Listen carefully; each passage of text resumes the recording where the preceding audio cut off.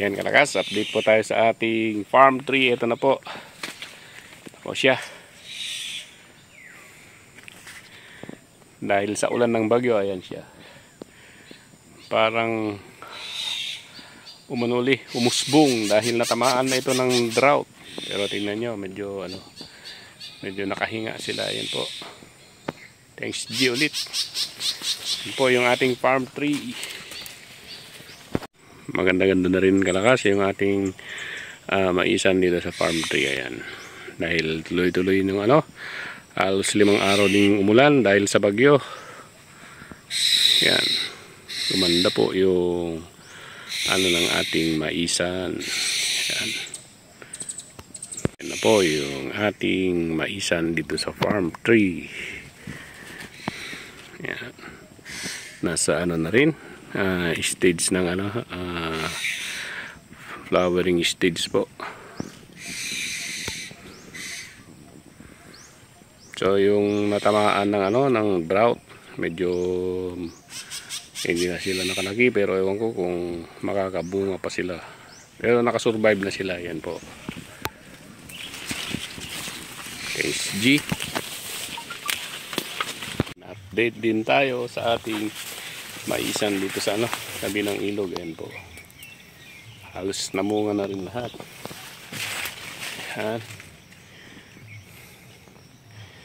Ayan, guminhawa sila dahil sa ulan. Ayan, bumagsak yung sanga ng malaking sanga ng kahoy dito sa tabi ng ilog. Buti na lang hindi napuruhan yung mga mais natin. Ayan po, nag-crack siya, bumigay sa tabi ng kubo natin.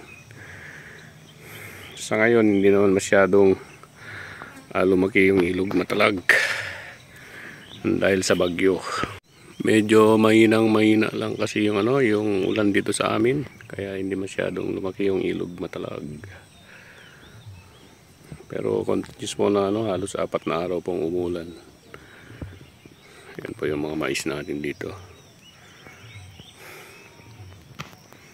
Yan po yung mga bunga ng ating mais dito sa tabi ng ilog, farm 2. Yan. Mga ilang araw lang to, pwede na itong pwede nang maihaw. Thanks G, dahil namunga silang lahat kahit papaano, kahit medyo walang ulan ng ilang linggo po. Halos 3 linggong walang ulan. Kaya salamat sa bagyo at dumating dito, pero hindi naman masyadong malakas. Okay lang dahil inulanan niya yung ating mga pananim. So lahat po ng mga farmers dito tulad ko ginawaan dahil gumanda rin yung yung mga mais. Yan po. Ayan yung mga mais natin nagsibunga na. Yung bunga ng ating mais maganda yung variety. Yan po. Ayan.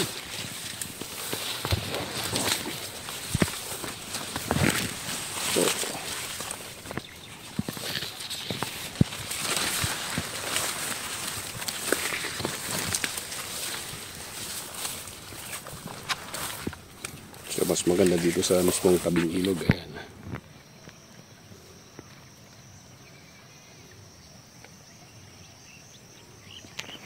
Antin natin yung araw na to dahil medyo umambon-ambon pa, hindi tayo makapagtrabaho dahil sa bagyong dumaan. Pero okay lang dahil hindi naman masyadong malakas dito sa atin. Po. Papasalamat dahil sa naulanan ng gusto yung ating mga pananim na mais. Kaya guminhawa po yung mga ating mga maisan ngayon. Huwag pa sana magtanim ng mais doon sa doon sa may farm tree, yung bandang taas. Dahil hindi tumubo noon yung last na tanim doon, pero parang alanganin na po. Alanganin na yung buwan. So, yun na lang. Kung na yung natubo doon, Yun na lang ang anihin. At least may tumubong kahit papano, may ano, dagdag na ma-harvest din. So tingnan nyo ating mga mais ngayon. Panahon niya ngayon medyo makulimlim pa rin. Ewan ko kung nakalabas na yung bagyo dito sa ano, dito sa Pilipinas. Pero dito sa amin makulimlim pa rin. Yan po.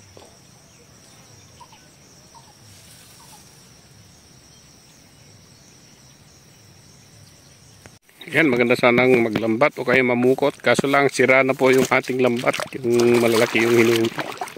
Wala na. Gutay-gutay na. Hindi na siya pwede. Sayang. Masarap sanang ano, maglambat ngayon. Yan po. Hindi gaanong malaki yung si ilog matalag. Pero may mga ano tayo. May mga isda tayong nahuli. Yung sa ano, maliliit na lambat kaninang ano, hindi na namin na-vlog yun dahil medyo gabi pa kanina. May mga nakuha tayo, maliliit na ano, yung tinatawag naming moody pero matataba at saka ano, maraming bugi po. Ayan po yung ating mais dito sa tabi ng ilog, dito sa farm 2. Yan. Maganda po yung bunga niya, karakas. Ayan po.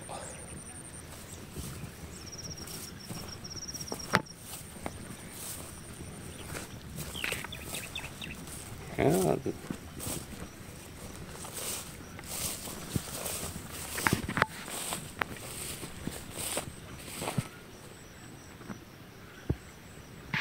So ayan, update ko lang kayo sa ating ano, ating mga tanim na mais dito sa ano, farm 2 dito sa tabi ng ilog. Ayan po. Maraming salamat sa laging pagsusubaybay sa ating Mundong Channel. Shoutout po sa ating mga ano, solid subscribers, yung mga ano, hindi pa po nakapag-subscribe, please subscribe, like and share. Yung kalimutan pindutin ang ating notification bell para sa ating update, ating mga videos. Maraming salamat. God bless. Po ang moody, napakasarap. Napakasarap na isda ng mga ito. Yan, ang lalaki. Yan po. Ang sarap. Ewan ko anong tawag dito. Mudfish yata. Pero sa amin, moody. Yan po. O, buntis. Maraming itlog. Buntis. Yan po ang moody na tinatawag namin dito na napakasarap. Rare po na isla ito. Sa ganitong mga buwan lang po ito nakukuha. Yan. Yan po ang moody. Yan, kain na po tayo. Yan na po yung ulam namin. Ang sarap. Wow, wow, wow. Ali na kayo.